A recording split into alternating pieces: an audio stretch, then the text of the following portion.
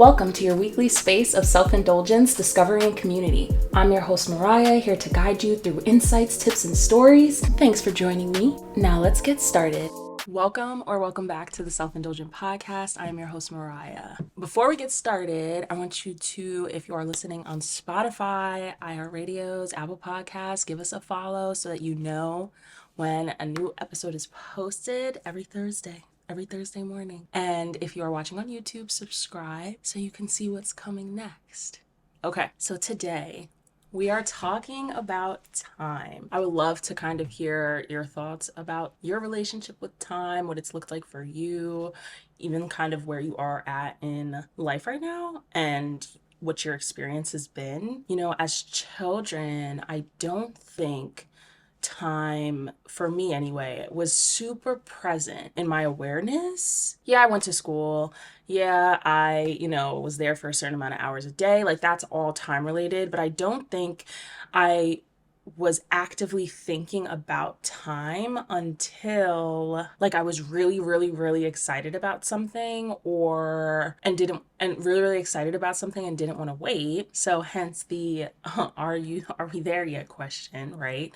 Impatience in that way. Or thinking about it like if I'm in a class and I want it to end, like I want something to be over with and done with, then and that all kind of stems from impatience in childhood. I've noticed that it's the pattern of impatience that I think makes us the most aware of time at that point, for me anyway. Like that, those are the patterns I've noticed. It's crazy because I used to complain about some of those 1 hour periods in middle school and like 53 minutes, and now I am in 2 hour and 45-minute lectures. Not happy about that.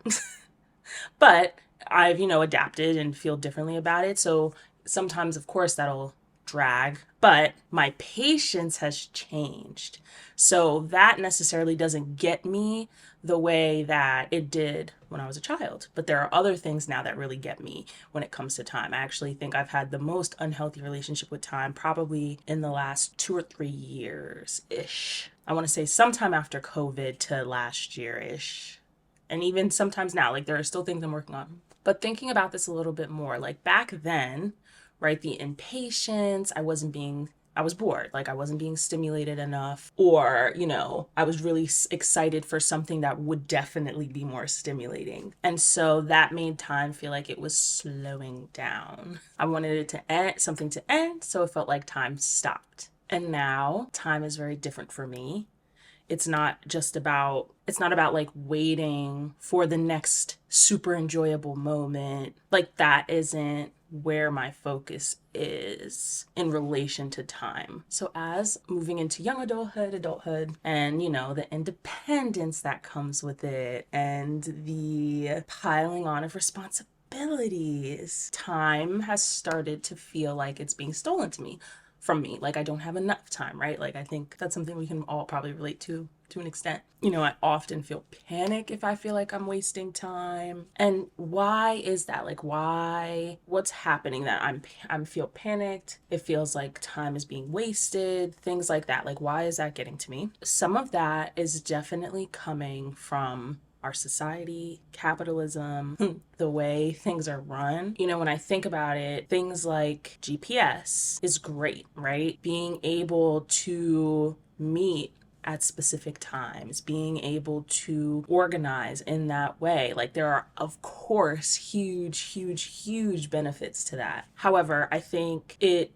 can easily fall into obsessions and obsessive behaviors and really just like overall ruling of our lives. As I feel like I have less and less time, I obsess over the hours, the minutes in my day, to the point where I'm overanalyzing like my behaviors, how I'm doing things, how I live, so that I can be as efficient as possible. Like if you guys could see me in traffic, especially when using my GPS, I can get so flustered and enraged by the people on the road. I'm so focused on how the minutes are going up on the GPS for my ETA and rechecking to see if there is a faster route, even though it's supposed to alert me when there is one. I'm still like checking to make sure there's not a better way to go now, to the point where I'm like, this GPS is wrong. Like, it lied to me. It was wrong. It was off.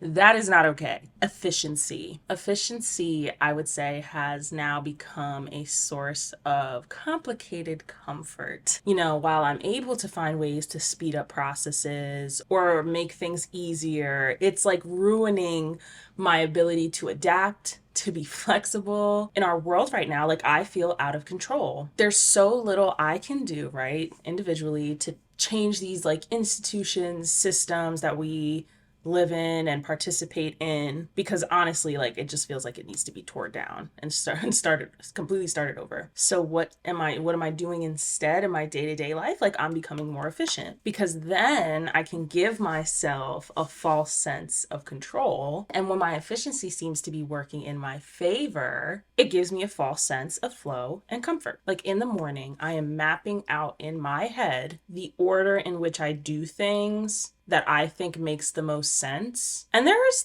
some truth to that, right? Like, there is better ways to do things. Like, efficiency is not this like horrible thing, right? Like, most people want to be efficient. Like, washing my face and doing my hair before I get dressed, right? Like, that makes sense. So I don't have to mess up whatever my outfit for the day, so I don't have to find a new outfit. Like, that makes sense, right? Like, there are certain things that aren't necessarily even just being super efficient. There are certain things that also are like what would be common sense. So in some ways, I am making my life easier and, trying not to forget things. And, there's a point where I think it does become obsessive, because if I mess up or forget something anyway, I'm so irritated by the lack of efficiency. I mean, it is clear that some of this is like really just like anxiety symptoms, but it is perpetuated by the systems in place, like the way we live. Like, I really do get irritated sometimes when by people even just like around me, that if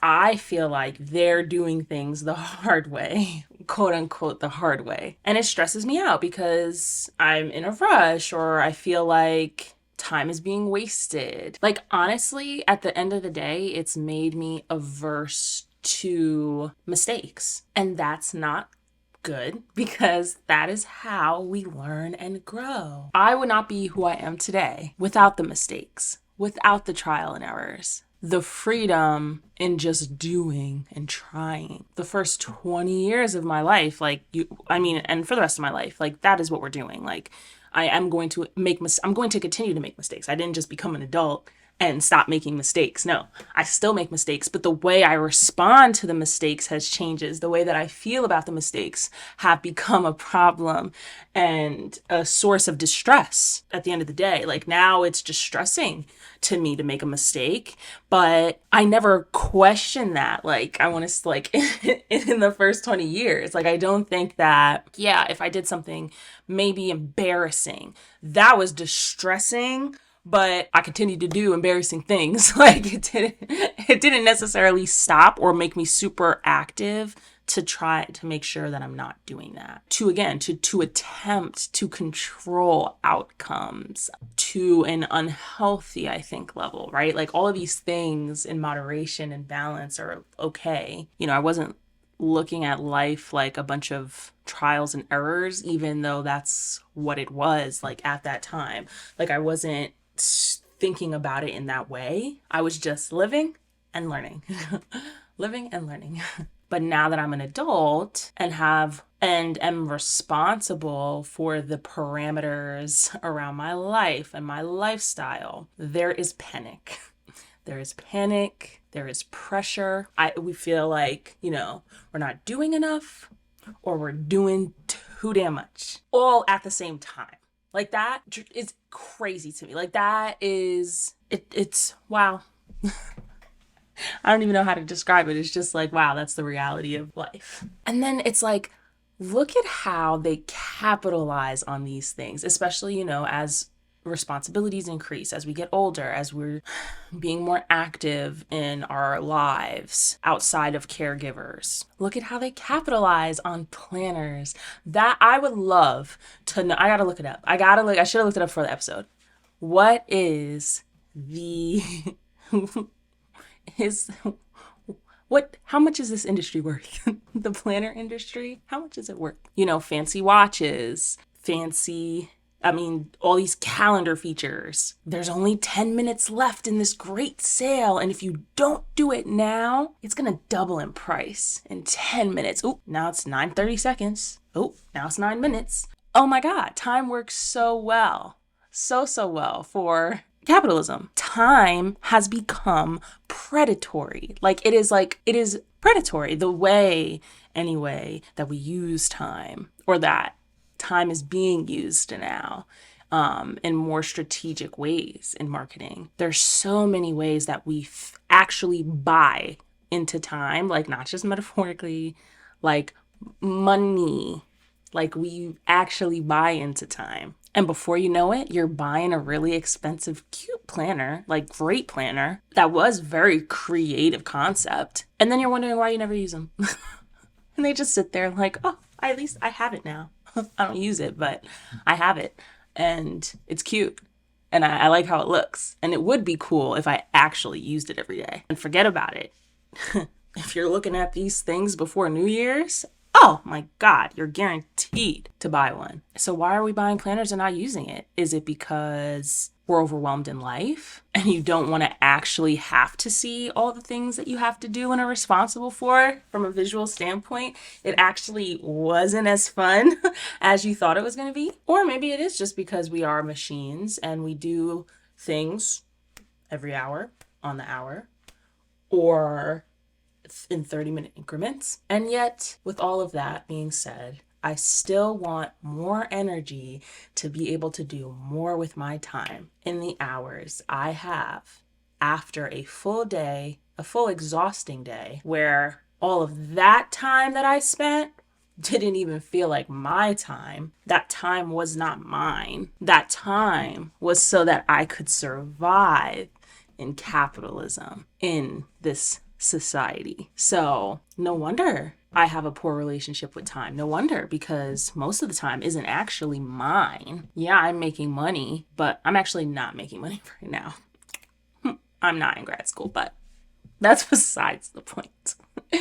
But as working, that's not my time. That I'm doing that time so I can survive and exist in this society. And I'm not here to shit on people who are planners, who are organized, right? I think if it works for you and you're able to not allow it to control your life in unhealthy ways, then teach me. Teach me how you do it. How do you do it? They say the most successful people are very organized and they're disciplined and they maximize their time and they wake up at 4 a.m. and they don't get 8 hours of sleep. And, I reflect on this and I'm like, that doesn't sound great. That sounds harmful. That's a harmful message. Of course, we want to be successful, right? Well, we could probably have a whole episode on success and what that means to you versus what that means to me and somebody else. But generally, we want to create things, make money so that we can be more free and to preferably not be miserable while we do it. But it doesn't actually sound like those people always have freedom, or maybe our definition of freedom is even just really different. But I think I'm thinking of, there's a lot of people who would be considered successful on certain metrics and have a lot, right? And to be very well resourced and are not fulfilled, do not feel well, are actively unwell. Think what you want about that. But it's just interesting. There's a quote that says, "The clock doesn't measure time, it produces it." And that is suggesting that time is a social construct, which is true in a lot of ways. And some of you might be wondering, what would we do without the clock?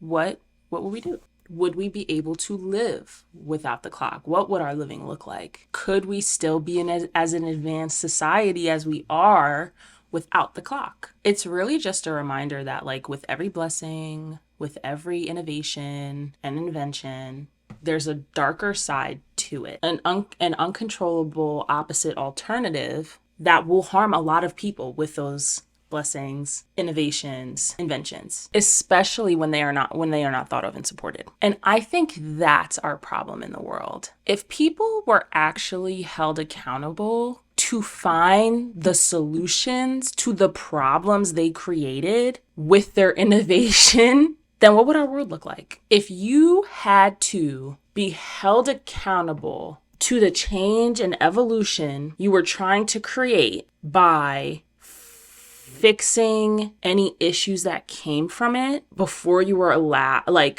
before you could continue, what would the world look like? We probably wouldn't be putting things out so quickly, right? And even if, sometimes we learn things over time, sometimes effects aren't seen until later on, but hopefully you've gotten enough data over that period of time that once the problems start popping up, we could figure it out. You got to figure it out, or it's got to be shut down. Like, if that was the system and how it worked, what would the world look like?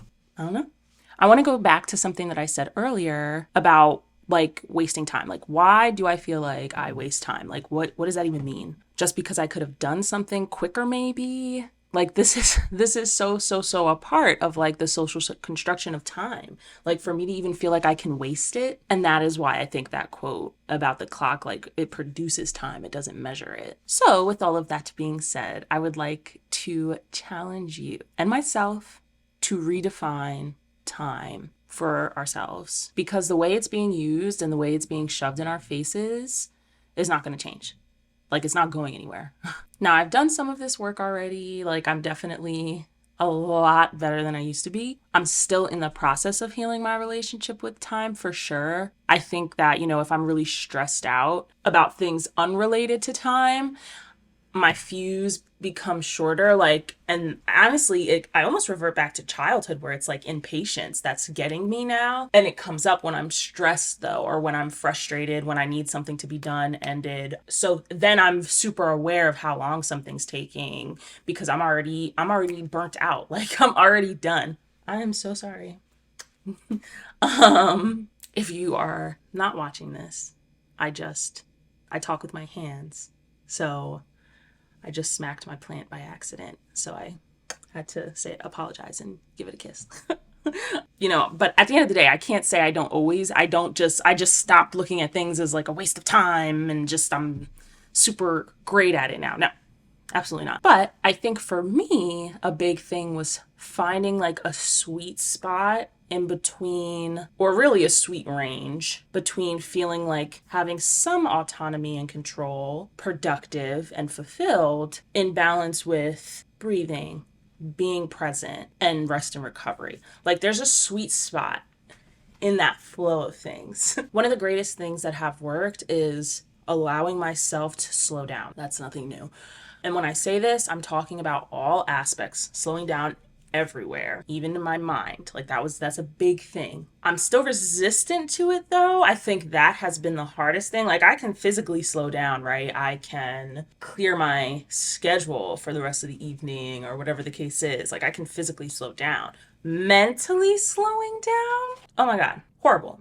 Uncomfy. Especially if you're neurospicy. My mind be going. And I'm used to that.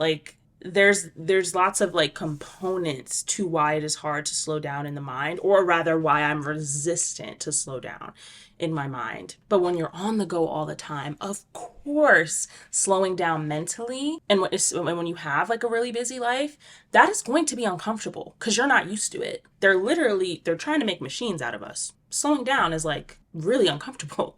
It can be. I think people who have a hard time going on vacation, taking the vacation, and then actually vacationing, it can be counterproductive to them. It actually can feel uncomfortable because they're so used to it not stopping. But what comes up in that time, where you can breathe and not be stimulated by everything we have access to now, it can eventually be a very freeing experience. You get to actually be here, slow this down, hear your own voice, not the voice that's telling you to do this, and this. That'll be there, but it'll, over time, slow down. You'll be able to let it pass, let all that filter through, let all of it go, right? Because if you're slowing down, I'm not saying slow down, think about all the things you have to do, and then go do it. No, I'm telling you to slow down, and if you're thinking about all the things you have to do,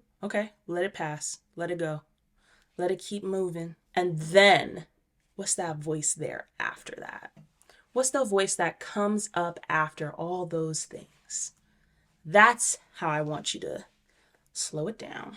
Like, what is your true self sitting with? What are your real opinions and feelings about things? I'm reminded of my values sometimes. What I really care about comes up. Like, it can be so grounding if you can slow it down. I'm not telling you to meditate, although what I was describing technically can be considered meditation, but I'm not telling you to meditate or journal necessarily. That's historically how people are able to intentionally slow down. I mean, being intentionally present, allowing yourself to get on your own internal clock and being attuned with that, because then you're going to know when you need a break. Your body and spirit will tell you. That voice will become louder. You'll know when you need to call out to work. You'll know when you may need to call a friend or schedule some social time. You know when you'll need to give yourself creative time or play time. That voice will become so loud over all of the other stuff, so you can give to yourself. Because me slowing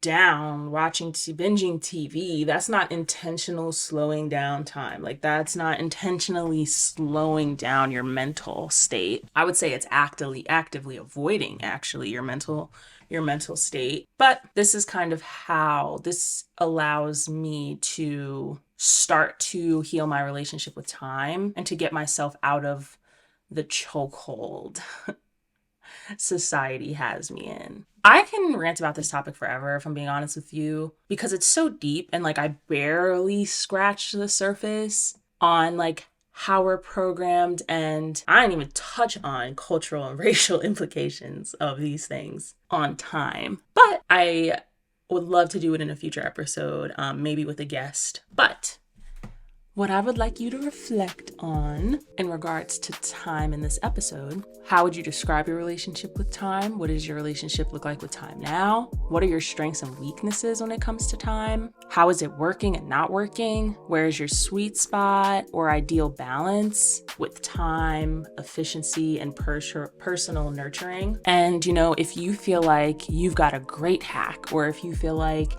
there's certain habits or ways of thinking about all of this stuff that has helped heal you, or just has always worked for you, comment them down below. I know I'm not the only one who has struggled with time and the relationship to time, and so it can be really helpful to somebody else. Yeah, thank you guys so much for watching. Don't forget to like, comment, subscribe, follow us, download the episode. We are available anywhere you listen to your podcast. Share it with somebody you think may need to hear this. But thank you again so much for watching, and have a blessed and intentional week.